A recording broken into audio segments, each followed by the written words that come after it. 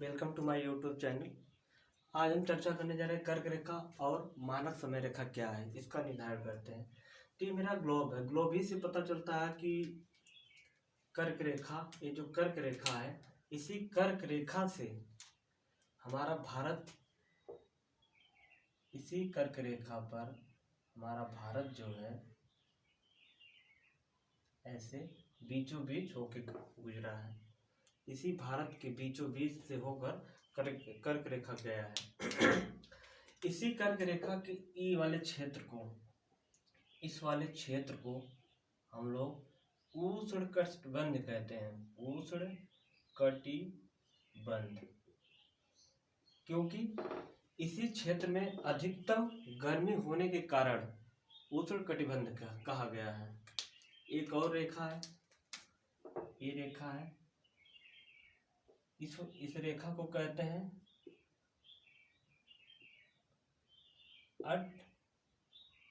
Atlantic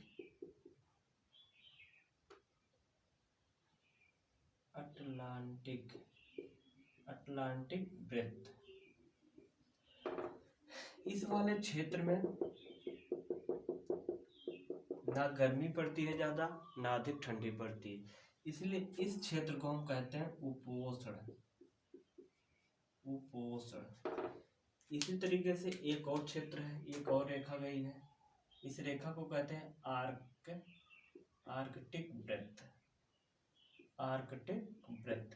इस वाले क्षेत्र को भी हम उपोष्ण कहते हैं, क्योंकि यहाँ भी ना अधिक गर्मी पड़ती है, ना अधिक ठंडी पड़ती है। इस वाले क्षेत्र को शीतोष्ण कहते हैं, शीतोष्ण, क्योंकि यहाँ हमेशा बर्फ ही बर्फ रहता है। इस वाले भी क्षेत्र को हम शीतोष्ण कहते हैं, शीतोष्ण। यहाँ अधिक बर्फ होने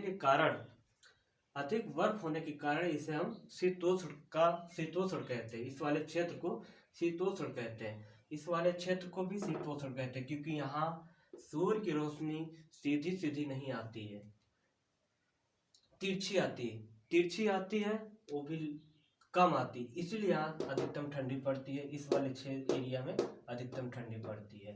इस वाले क्षेत्र में जो ये मकर रेखा और अटलांटिक वृत्त के बीच का जो क्षेत्र है, इस वाले क्षेत्र में ना अधिक ठंडी पड़ती है, ना अधिक गर्मी पड़ती, इसीलिए हम इस क्षेत्र को उपोष्ण कहते हैं। और इसीलिए और एक और क्षेत्र है आर्कटिक वृत्त और कर्क रेखा वृत्त के बीच का जो क्षेत्र है, इसे भी उपोष्ण कहते हैं, क्योंकि यहाँ भी ना ज्यादा गर्मी पड़ती है, ना ज्यादा ठंडी पड़ती, मीडियम में पड़ती है।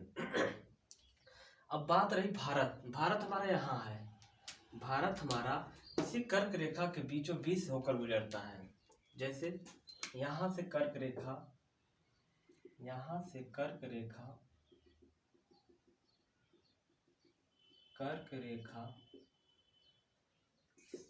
सर्करेट से, गुजरात के सर्करेट से होकर कर्क रेखा ऐसे गुजरता है। अब बताइए, जब भारत इस वाले क्षेत्र में कर्क रेखा के आधा क्षेत्र आर्कटिक वृत्त के अंदर पड़ जाता है और आधा क्षेत्र कर्क रेखा के नीचे पड़ जाता है, तो इसका मतलब यहाँ भी उष्ण कटिबंधी होगा, यहाँ भी उष्ण कटिबंध होगा। क्यों नहीं होगा?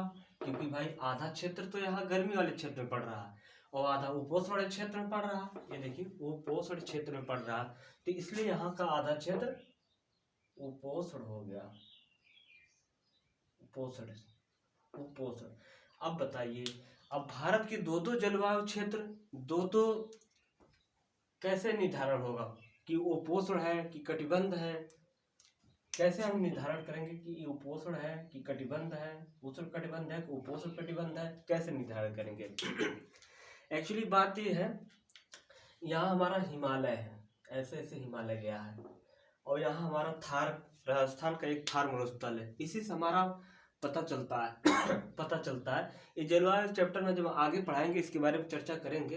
वैसे मोटे मोटे तौर पर हम बता दे रहे हैं आपसे, इसका इस हमारे भारत की जो जलवायु है, ये एक माना गया है, वैसे तो माना गया उष्ण कटिबंधी है, वैसे तो हमारे भारत का जलवायु क्या है, उष्ण कटिबंध मानसूनी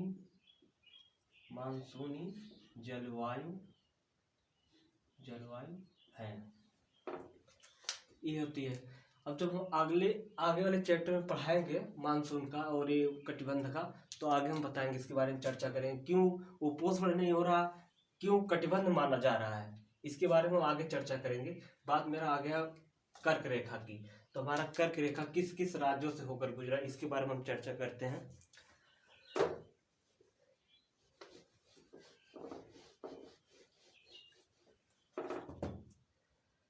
भारत से हमारा जो कर्क रेखा है,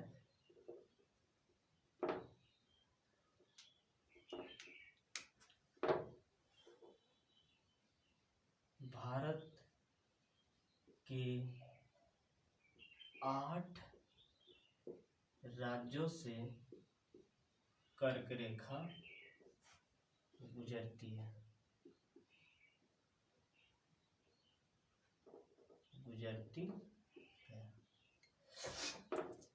अब बात रही भारत के 8 राज्यों से 8 प्रदेशों से होकर कर्क रेखा गुजरती है, तो कौन कौन से राज्य है उसके बारे में बताते हैं। जैसे पश्चिम से पूर्व की ओर, जो नंबर वाइज सीरियल वाइज से पश्चिम से पूर्व की दिशा में जो राज्य जो प्रदेश गुजरते हैं उसके बारे में बता रहे हैं। पहले नंबर पे है गुजरात। यहाँ है गुजरात। दूसरे नंबर पे है राजस्थान।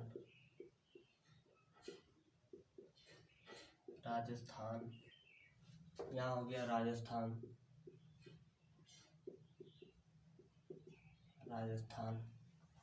तीसरे नंबर पे है मध्य प्रदेश।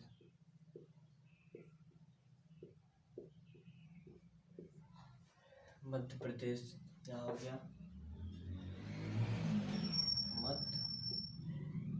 मध्य प्रदेश। चौथे नंबर पे है छत्तीसगढ़।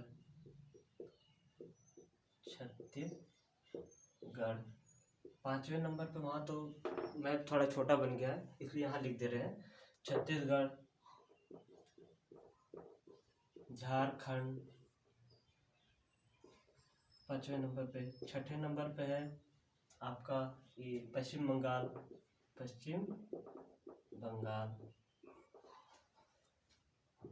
सातवें नंबर पे है ये त्रिपुरा।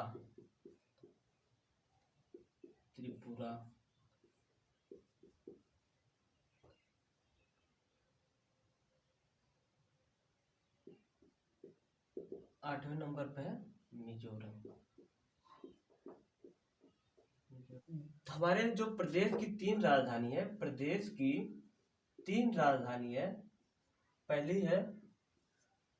पहली जो है जयपुर। राजस्थान की राजधानी जयपुर जो है कर्क रेखा से उत्तर की दिशा में पड़ता है, और नंबर 2 पे है त्रिपुरा की राजधानी अगरतला जो है वो भी कर्क रेखा से उत्तर की दिशा में पड़ता है। और नंबर 3 मिजोरम की राजधानी आइजोल जो कर्क रेखा से उत्तर की दिशा में पड़ती। ये 3 प्रदेशों की कैपिटल जो है कर्क रेखा से उत्तर की दिशा में पड़ता है। बाकी जितने भी 5 प्रदेश पड़ते हैं, जैसे गुजरात, मध्य प्रदेश, छत्तीसगढ़, झारखंड, पश्चिम बंगाल, इन सब की कैपिटल दक्षिण दिशा में पड़ती है। उन कैपिटलों के नाम इस तरह हैं, जैसे झारखंड है, पश्चिम बंगाल की राजधानी, त्रिपुरा की राजधानी पश्चिम बंगाल, झारखंड, छत्तीसगढ़, मध्य प्रदेश और गुजरात, इन सब की राजधानियां दक्षिण दिशा में पड़ती है, कर्क रेखा की दक्षिण दिशा में पड़ती है। और कभी कोई क्वेश्चन पूछ लेता है कि भारत की कौन सी प्रदेश की राजधानी से होकर कर्क रेखा गुजरती है, तो भारत की वो प्रदेश की राजधानी है रांची। रांची जो झारखंड के रांची प्रदेश, रांची कैपिटल, रांची राजधानी से कर्क रेखा बीचों बीच से होकर गुजरती है। जब पश्चिम बंगाल से कर्क रेखा निकलती है तो यहाँ बांग्लादेश में प्रवेश करती है। भारत से जब निकलने के बाद जब पश्चिम बंगाल क्रॉस करती है, उसके बाद बांग्लादेश में क्रॉस करती है, फिर उसके बाद त्रिपुरा मिजोरम पे जाती है। तो ये हुआ कर्क रेखा हमारे। अब इसके बाद आगे चर्चा करते हैं भारत के मानक समय के बारे में, तो उसके बारे में चर्चा करते हैं।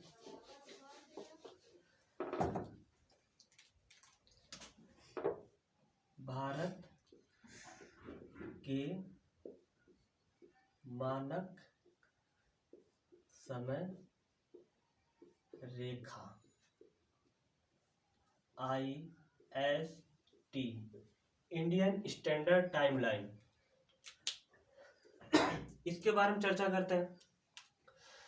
जो हमारा भारत के जो मानक समय रेखा या किसी भी देश के मानक समय रेखा निकालने के लिए हमें देशांतर की आवश्यकता पड़ती है। देशांतरों से ही पता चलता है कि किस राज्य की कौन सी दिशा, किस दिशा में कितनी दूरी है, कैसे समय पता लगाया जाता है, सब देशांतर से पता चलता है। और एक बात और है, जो देशांतर का गुणक होता है, अंतरराष्ट्रीय गुणक होता है, अंतरराष्ट्रीय गुणक जो है 7.5, जो 7.5 का गुणक होना चाहिए। ये 7.5 गुणक इसलिए होना चाहिए क्योंकि किसी के देश की समय निकालने के लिए कैलकुलेट आसान होने के लिए इसीलिए 7.5 का गुणक में निकालते हैं। जैसे अभी हम प्रूव करते हैं इसको, भारत का जो मानक समय है उसी से प्रूव करते हैं क्यों 7.5 माना गया है। ये है देशांतर, ये है देशांतर रेखाएं।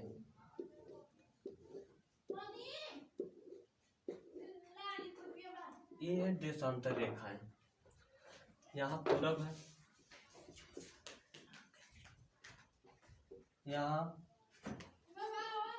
पश्चिम है, यहाँ पूर्व, यहाँ पश्चिम, ये सब देश की देशांतर रेखाएं हैं। हमारी पृथ्वी जो है पूर्व से पश्चिम से पूरब की दिशा में चलती है, पश्चिम से पूरब की दिशा में,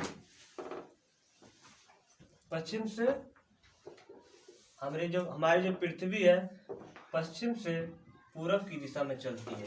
इसीलिए कभी कभी लगता है कि सूर्य चक्कर लगाता है, ऐसा कुछ नहीं है, ये हमारी पृथ्वी चक्कर लगाती है। सूर्य का चक्कर जो हमारी पृथ्वी लगाती है पश्चिम से पूरब की दिशा में, तो यहाँ सूर्य पहले निकलेगा। ये हमारा भारत की अक्षांशीय विस्तार है। हमने बताया था कि भारत की अक्षांशीय विस्तार 30 माने हैं, वैसे तो 29 पॉइंट कुछ है, समथिंग है, लेकिन हम 30 मान लिए हैं।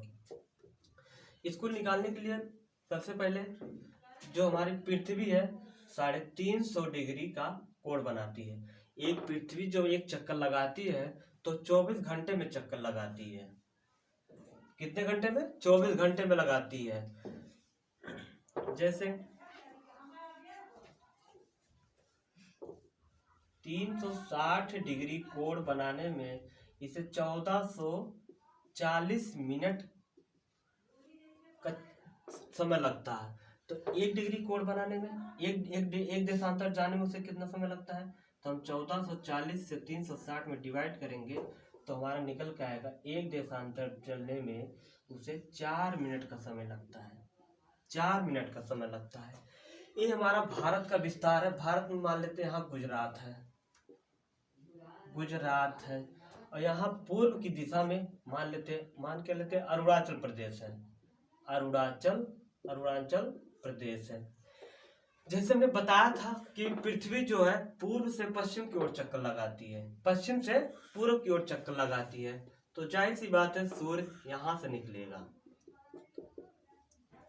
और हमारे भारत की विस्तार, जैसे हमारे भारत का विस्तार जो 30 देशांतर है, तो 30 देशांतर चलने में सूर्य की रोशनी गुजरात से अरुणाचल से निकलता है। जैसे सूर्य मान लेते हैं सूर्य अरुणाचल प्रदेश में 6 बजे सुबह निकलता है, तो भारत के गुजरात प्रदेश में सूर्य कब तक दिखाई देगा, कितने घंटे बाद दिखाई देगा, क्योंकि यहाँ से यहाँ तक की लंबाई 2914 किलोमीटर है। तो कुछ तो समय लगेगा। तो उस समय निकालने के लिए 30 अक्षांश का हमारा 30 देशांतरी विस्तार है, तो 30 में हम 4 से डिवाइड करेंगे, 4 3 12 120 मिनट लगता है, यानी कि 2 घंटे लगते हैं। जैसे अरुणाचल प्रदेश में 6 बजे सुबह का सूर्य निकलता है, सुबह 6 बजे सूर्य निकलता है, तो 2 घंटे बाद यानी कि 8 बजे यहाँ सूर्य निकलेगा, 8 बजे सूर्य निकलेगा। तो इसी भारत की इतनी लंबी विस्तार के कारण, इसी विस्तार के लंबी के कारण मानक समय, भारत में मानक समय माना गया है। अब भाई यहाँ तो 6:30 बजे सूर्य निकलता है सुबह को, 2 घंटे यहाँ से यहाँ तक आने में समय लगता है। और हमारे इसी को एक मानक समय माना गया है, इसलिए मानक समय माना गया है क्योंकि यहाँ से यहाँ तक की दूरी एक विसरण नियम होता है, एक विसरण होता है। जैसे हमारा सूर्य की रोशनी एक 6 डिग्री 6 देशांतर, एक 12 देशांतर, एक 18 देशांतर, इतने का होता है, इतने का होता है। ये हमारा भारत का विस्तार है। अब ये बीचों बीच 18 तक तो आ गया सूर्य की रोशनी, विसरण के कारण ये 18 डिग्री तक तो आ गया। इस 6 डिग्री को हम कहते हैं सिविल ट्यूबलाइट, सिविल ट्यूबलाइट। इस 12 देशांतर तक को आने वाले सूर्य को कहते हैं नॉटिकल ट्यूबलाइट। और 18 देशांतर तक आने में इसे हम कहते हैं एस्ट्रोनॉमिकल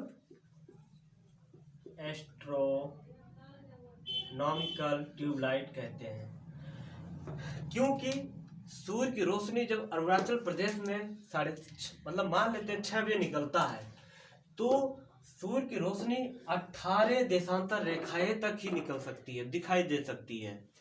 क्योंकि इतनी लंबी दूरी होने के कारण यहाँ तक दूरी सूर्य की रोशनी पहुंच सकती है। इसीलिए भारत की एक मध्य दूरी को मानक समय रेखा मान लिया गया है। उसी मानक समय रेखा को हम अभी बताते हैं, इसीलिए हम मानक समय मानते हैं। ये जो 18 देशांतर रेखा है, ये भारत के 2 डिवाइड में करता है, 2 भागों में बांटती है। जैसे अभी बताते हैं कहाँ से मानक समय माना गया है।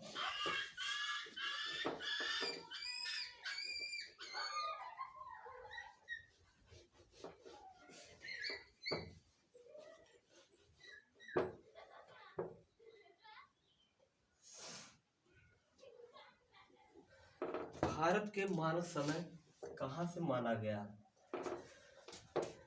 भारत के मानक समय किन राज्यों को से होकर गुजरती है? यहाँ से एक मानक रेखा गई है, ये इसी तरीके से। पहले नंबर पे है यूपी, दूसरे नंबर पे है एमपी, तीसरे नंबर पे है छत्तीसगढ़, चौथे नंबर पे है उड़ीसा और 5वें नंबर पे है आंध्र प्रदेश। इन्हीं प्रदेशों से होकर एक मानक समय रेखा माना गया है। ये जो मानक समय रेखा माना गया है 82.5 डिग्री देशांतर रेखा पर माना गया है। अब हम आपसे यही बताएंगे जो बताने जा रहे थे कि 7.5 के डिवाइड में या 7.5 का गुणक में क्यों होना चाहिए, इसीलिए बता रहे थे। क्योंकि 82.5 डिग्री जो हमारे 30 देशांतरी विस्तार को 2 भागों में बांटती है, जो बराबर सूर्य की रोशनी पहुंच सके, इसीलिए 82.5 डिग्री मानी गई। यूपी के जो इलाहाबाद है, इलाहाबाद के प्रयागराज के नैनी से होकर वो गुजरती है और इन प्रदेशों से होकर खींची गई देशांतर रेखा, एक मानक समय रेखा। यूपी, एमपी, छत्तीसगढ़, उड़ीसा, आंध्र प्रदेश, इन्हीं प्रदेशों से एक मानक समय रेखा खींची गई है। यहाँ निकलता है और यहाँ का टाइम, यहाँ से टाइम का 2 घंटे आगे है। अगर यहाँ 6 बजे सूर्य निकलता है तो गुजरात में 8 बजे सूर्य निकलेगा। इसीलिए मानक समय रेखा माना गया, जो 82.5 डिग्री पे माना गया। अब यहाँ से जो माना गया समय, यहाँ से लेके अब यहाँ का मानक समय एक हो गया, इसीलिए मानक समय माना गया। अब जैसे 82.5 डिग्री पे माना गया था, इसी तरीके से मान लेते हैं हमारा विश्व में भारत से कितना आगे टाइम है। जैसे एक देशांतर रेखा है ए, देशांतर रेखा, इसे हम मान लेते हैं 0 देशांतर रेखा।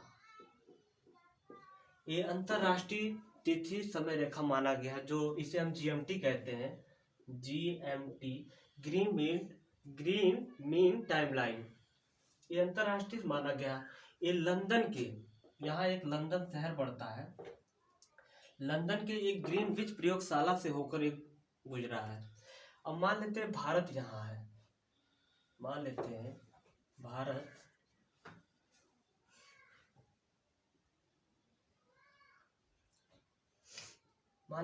यहाँ है।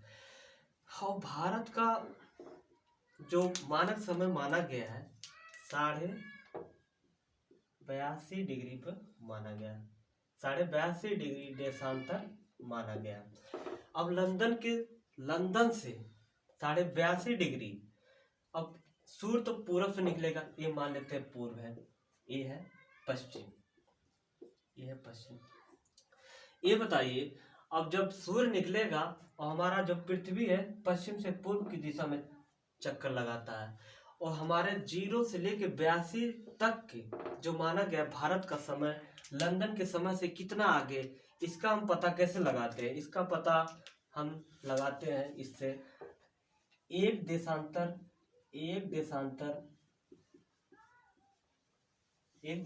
में 4 मिनट का समय लगता है, एक देशांतर में 4 मिनट का समय लगता है। और जो हमारा एक देशांतर में 4 मिनट मतलब चलता है, एक देशांतर जाने में, यहाँ से यहाँ तक जाने में, एक देशांतर जाने में 4 मिनट का समय लगता है। तो हमारे लंदन से भारत के यूपी राज्य से प्रयागराज तक का जो मानक समय माना है, वहाँ से वहाँ तक की कितनी दूरी आगे है, लंदन से भारत का समय कितना आगे, इसका पता लगाने के लिए हम एक देशांतर में 4 मिनट चलता है, तो हमारा भारत का मानक समय जो है 82.5 डिग्री है। इससे हम 4 से डिवाइड करेंगे तो 4 दूना 8 और 4 8 32 और 2 का आधा 2। अब आ गया 8 2 10, 2 1 3 और 330 मिनट आ गया। अब 330 मिनट को हम घंटा में चेंज करेंगे तो 60 से डिवाइड करने पर ये आ जा रहा 5.5 घंटे, 5 घंटे 30 मिनट आ रहा है। इससे यही पता चलता है कि लंदन से हमारा भारत का समय आगे है, 5.5 घंटा आगे है। क्यों आगे है?